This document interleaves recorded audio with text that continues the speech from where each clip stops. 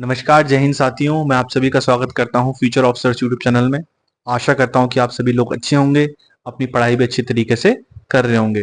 तो दोस्तों, जो पहली वीडियो थी हमारी सीपीओ वाली, उसमें बहुत ज़्यादा पॉजिटिव रिस्पॉन्स मिला और आप लोग कंसर्न है अपने मेडिकल के related. I am very very happy to see it. So now coming to the point, हम आते हैं अपने टीथ पे। तो देखिए, टीथ आपके मेडिकल के टाइम पे army, navy, air force, IB, CAPF, किसी भी फोर्सेस में, किसी भी डिफेंस के उसमें जहां पर आपका मेडिकल चेक हो रहा है, तो वहां पर आपके टीथ सबसे पहली बात साफ होने चाहिए। अगर आप में से कोई शौकीन है गुटखा खाने का, होते हैं लड़के खाते हैं, गुटखा हो गया, विमल हो गया, खैनी हो गया, इन चीजों के अगर कोई शौकीन है तो अपने दांत पहले से ही साफ करवा करके जाइएगा डेंटिस्ट से। ठीक है। किसी के दांत में अगर कीड़ा है, ज्यादा है, तो उस चीज को वो आप सही करवाइएगा। ठीक है, नहीं तो आप लोगों को बाहर निकाल दिया जाएगा। कीड़े में भी बाहर निकाल देते हैं अगर ज्यादा ही दांत खराब है तो। ठीक है। और आते हैं फिर आपके नेक्स्ट टॉपिक पे। टीथ हमारा हो गया, 32 दांत आपके होने चाहिए। ठीक है।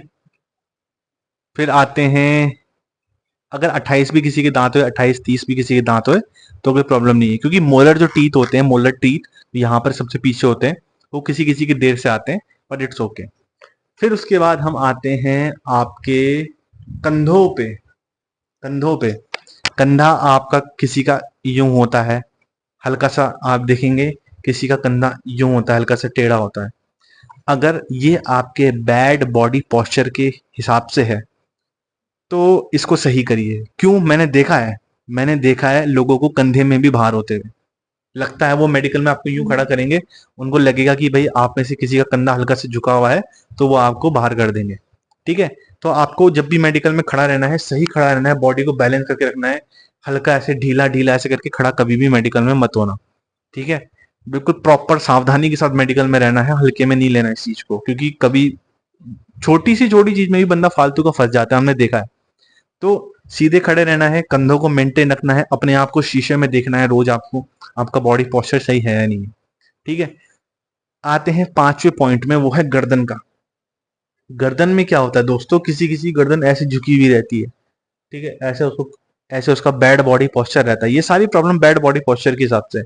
तो आपको रोज ऐसे सीधे खड़े रहना है, अपनी गर्दन को सीधे रखनी है, और रोज 5-10 मिनट का एक्सरसाइज टाइप की करनी है। मतलब अपने आपको सीधे खड़े रखने की कोशिश करनी है।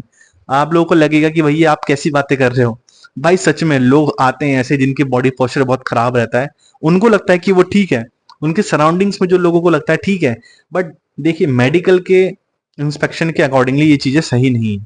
ठीक है। तो आपको आपका बॉडी पोस्चर बिल्कुल परफेक्ट होना चाहिए। फिर आते हैं आपके हाथों में। हाथ की हड्डी किसी की टूटी हुई नहीं होनी चाहिए। किसी की हाथों में, टांगों में रॉड लगती है हड्डी टूटने के बाद, वो चीज नहीं होनी चाहिए। ठीक है। अगर वो चीज है तो आपको सिंपली मेडिकल में बाहर कर देंगे।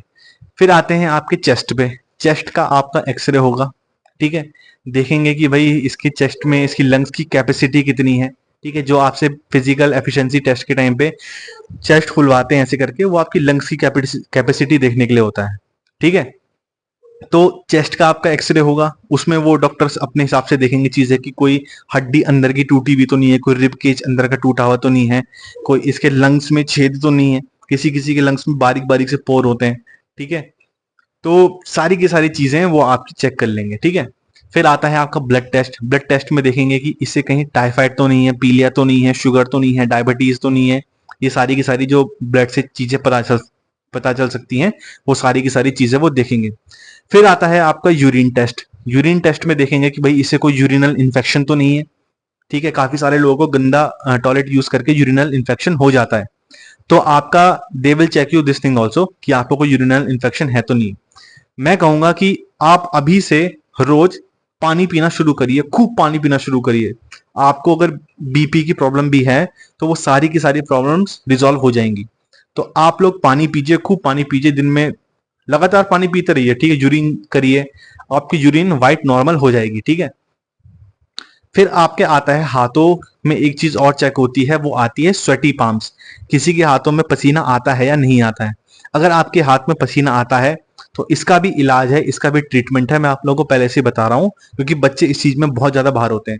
वो करेंगे कि एक्चुअली आपके हाथ को ऐसे ऑफिसर कोई आएगा, और ये आपका हाथ है, ये उसका हाथ है मान लीजिए, और ये आपका हाथ है। बोलेगा भाई मेरी उंगली को जोर से पकड़ो।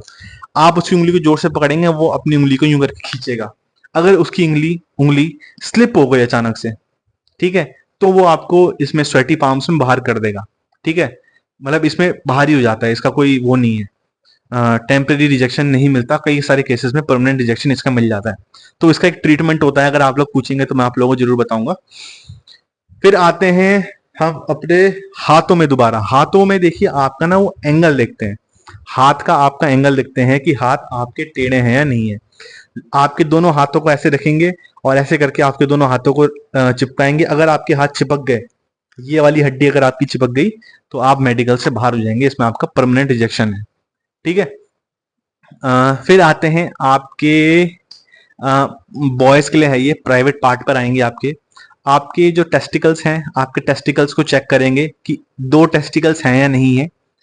लोगों को लगेगा कि भाई ये कैसा टेस्ट है, बट ये टेस्ट करना पड़ता है।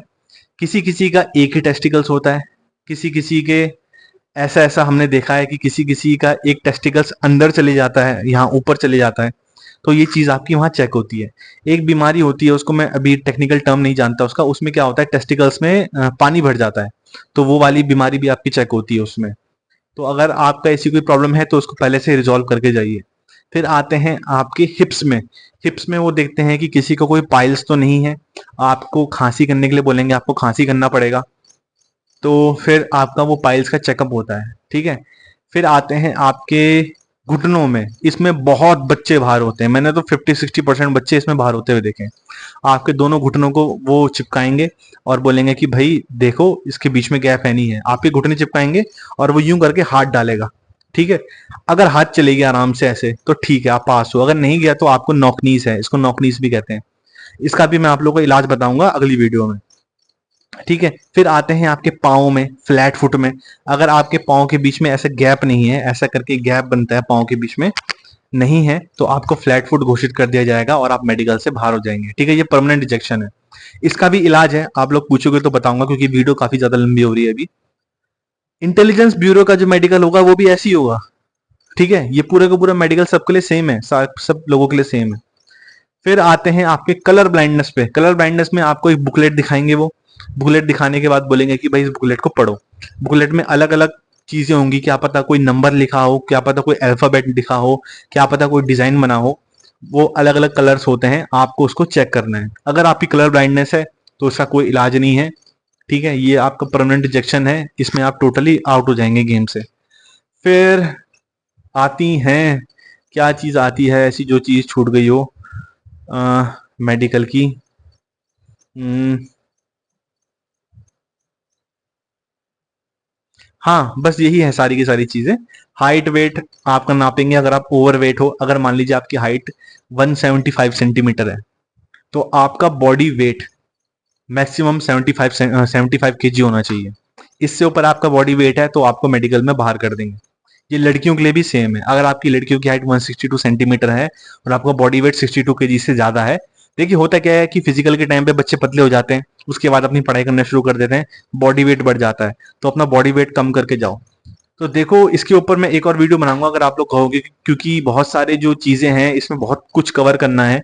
इतना आसान नहीं होता है, मेडिकल बहुत टफ होता है। क्योंकि यार देखो, ये तो मेडिकल का प्रोसेस है ना, जिसका क्लियर हो गया उसके लिए तो बहुत सही है। इसका अगर किसी को टेम्परेरी रिजेक्शन मिल गया, उसको हॉस्पिटल में जाकर के अपना पॉइंट क्लियर करवाना है, तो यार वो चीज बहुत ज्यादा क्या बोलते हैं, मेंटली टॉर्चरस हो जाती है। तो इस चीज को देखना है यार। ठीक है, मैं तुम लोगों को सारी की सारी चीजें बता चुका हूँ, कुछ चीजें बची हैं।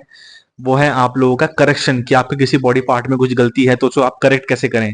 अभी से करेक्ट करके चलोगे फायदे में रहोगे, नहीं तो फिर बहुत नुकसान रहेगा। तो till then bye bye, have a nice day. जय हिंद, इनकलाब जिंदाबाद।